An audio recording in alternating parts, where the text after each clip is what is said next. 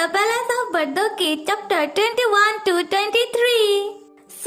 आज का एपिसोड हमारा उधर से स्टार्ट होगा जिधर से हमारा पहला वाला एपिसोड खत्म हुआ था, और जहाँ पर हमने देखा था कि एक तरफ वांजी रो रहा था ह्यून को पकड़कर, वो भी फुट फुट कर, और दूसरी तरफ जे रो रहा था ह्यून को गले लगाकर, वो भी फुट फुट कर, क्योंकि उन दोनों को ही अपनी गलती का एहसास हो चुका था कि उन दोनों ने ही अपनी इस वाली जन्म में और पिछली वाली जन्म में क्या गलती की और ह्यून को कैसे वो ड्रग्स देते रहे। खैर, और यहाँ पर होता है एक ट्विस्ट, मतलब कि जे को अपना पिछली जन्म की बातें धीरे धीरे करके याद आ रहा है और उसे वांजी का फ्लैशबैक आना स्टार्ट हो चुका है, क्योंकि सिचुएशन फिलहाल सेम है और सिचुएशन सेम होने के कारण जे को धीरे धीरे करके फ्लैशबैक आ रहा है, और वो इन फ्लैशबैक को देखने के बाद कहने लगता है कि ये किसका मेमोरी है, क्या ये मैं हूँ? नहीं, ये मैं नहीं हो सकता।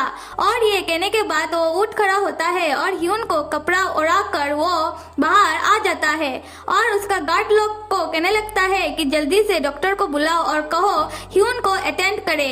और वो उधर से जा रहा था और धीरे धीरे उसका जो भी फ्लैशबैक है उसका पिछले जन्म का ह्यून को लेके, उसका खुद के बारे में सब फ्लैशबैक उसे आना शुरू हो जाता है। और इन फ्लैशबैक के कारण जे को बड़ा ही तकलीफ हो रहा था, उसे समझ में नहीं आ रहा था कि उसके साथ ये सब क्या हो रहा है।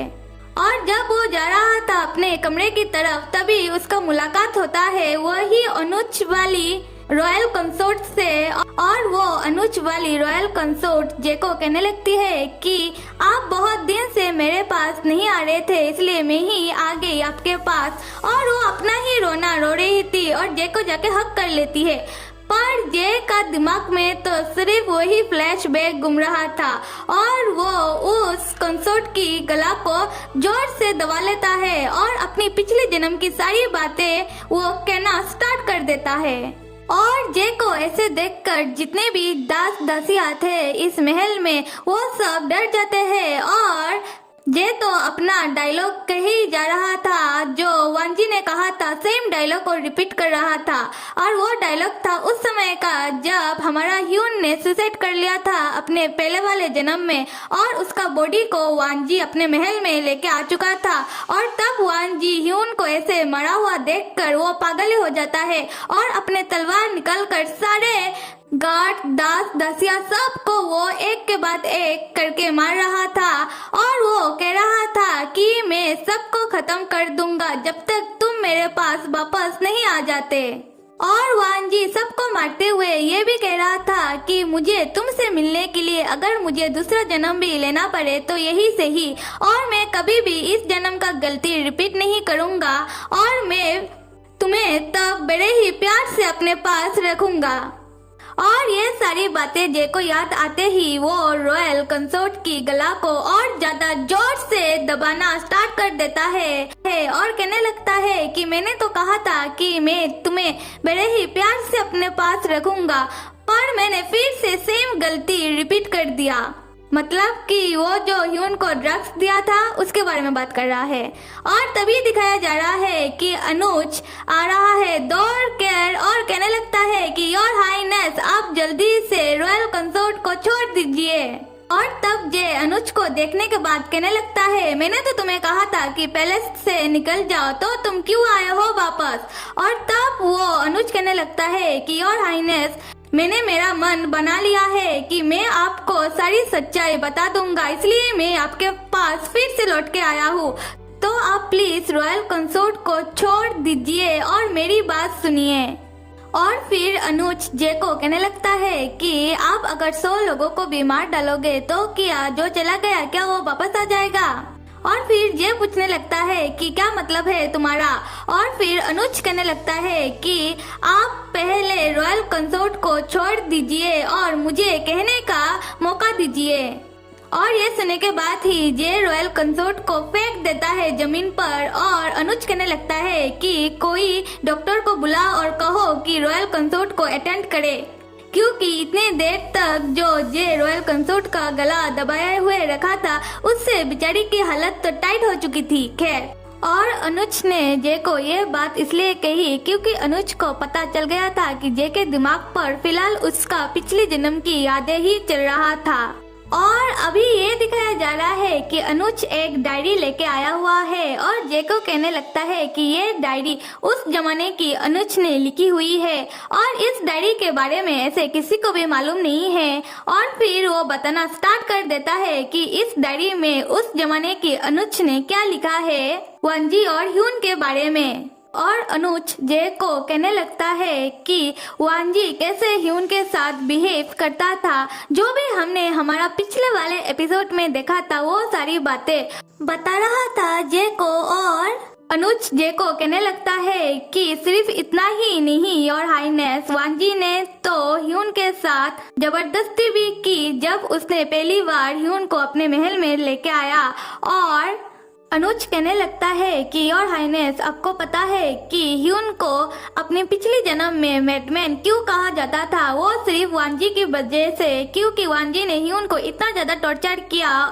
इसी कारण ह्यून ने खुद का बनाया हुआ महल को ही तोड़ डाला और उसके नीचे आके सुसाइड कर लिया था। और अपना ही बनाया हुआ महल को तोड़ने के कारण ही ह्यून को उस जन्म में मैडमैन कहा जाता था। और फिर अनुज जे को कहने लगता है कि ऐसी तबाही कभी भी महल में नहीं हुई थी और ये सब बातें इस डायरी में लिखी हुई है। हाँ माय लॉर्ड। और जब मैंने देखा कि ऐसा फिर से हो सकता है और तब मेरी भतीजी ने जब ह्यून को पॉइजन देने की बात की तब मैंने उसको नहीं रोका था, सिर्फ इसी कारण कि ये सब फिर से ना हो।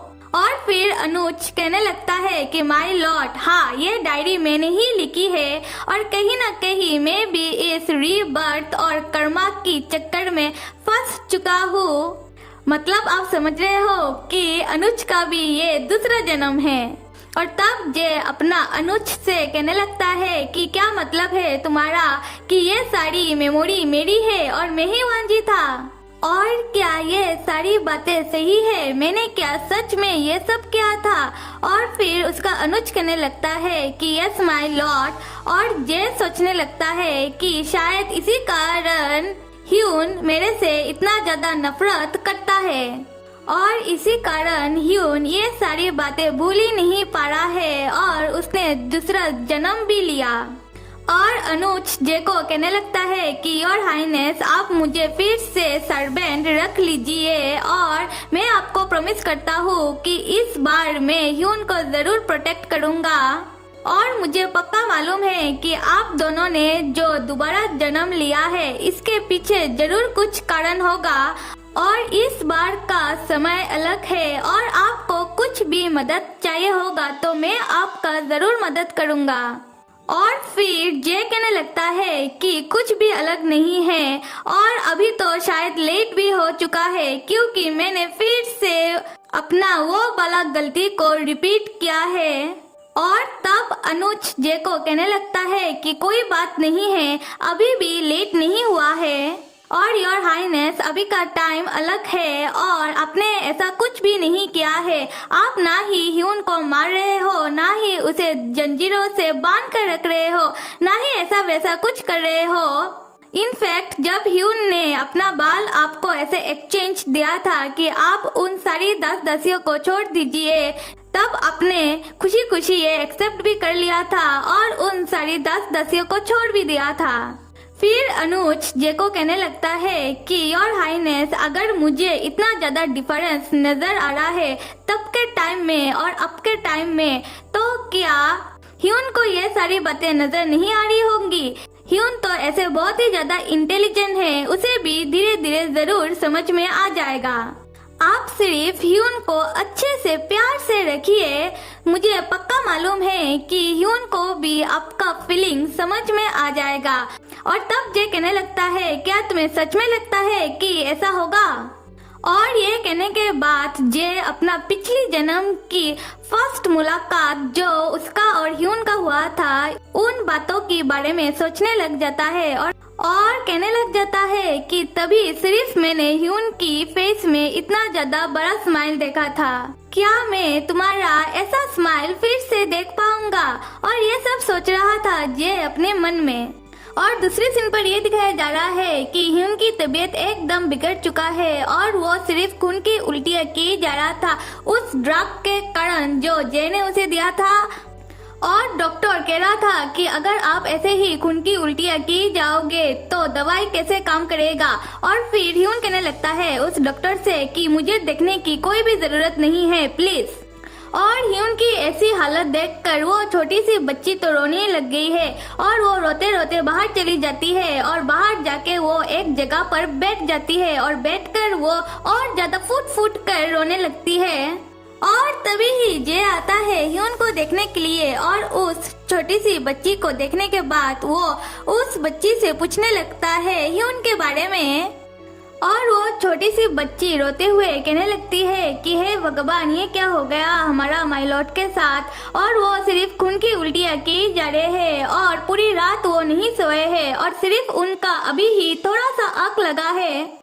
और सब कह रहे हैं कि ये सब सिर्फ उस वाइन की वजह से हो रहा है हमारे माइलॉट के साथ। और मैंने तो सोचा था कि योर हाईनेस माइलॉट को प्यार करते हैं और प्यार से ये वाइन उन्हें गिफ्ट किया है। मुझे क्या पता था कि उस वाइन के कारण हमारा माइलॉट का तबीयत इतना ज्यादा बिगड़ जाएगा और वो इतना ज्यादा खून की उल्टियाँ करेंगे। ये देखकर मुझे और ज्यादा रोना आ रहा है। और जब वो छोटी सी बच्ची रोते हुए ये सब कह रही थी तब जे पूरा टाइम उसके पास ही खड़ा था और उस बच्ची को भी मालूम था कि कोई तो उसके पास खड़ा है और वो उसी से ही बातें कर रही थी, पर उसे ये नहीं मालूम था कि उसके पास जे ही था।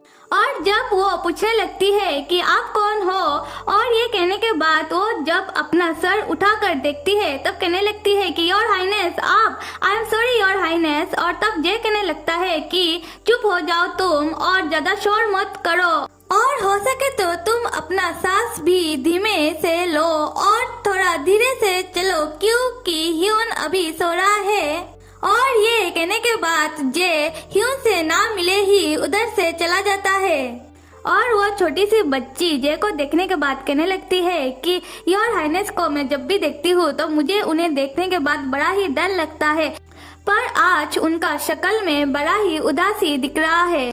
और जे जब जा रहा था तब वो छोटी सी बच्ची जे की शेडो को देखने के बाद कहने लगती है कि योर हाईनेस की शेडो इतना लॉन्ग है। मैंने सुना है कि अगर किसी का शेडो इतना ज्यादा लॉन्ग होता है तो वो लोग अगर किसी को पसंद करते हैं तो बड़ा ही दिल से पसंद करते हैं। और वो छोटी सी बच्ची कहने लगती है कि मैं ये सोच रही हूँ कि हमारा माइलॉट को क्या ये बात मालूम है। आज के लिए बस इतना ही और नेक्स्ट एपिसोड पर हम देखेंगे कि ह्यून और वांजी का फर्स्ट मुलाकात कैसे हुआ था और उनका पिछले जन्म में क्या क्या हुआ था जो इतने देर तक हम फ्लैशबैक पर देख रहे थे। वो सब हम नेक्स्ट एपिसोड पर देखेंगे एकदम क्लियरली। और आप सब लाइक, सब्सक्राइब और कमेंट करना तो बिल्कुल भी मत भूलिएगा। Till then bye.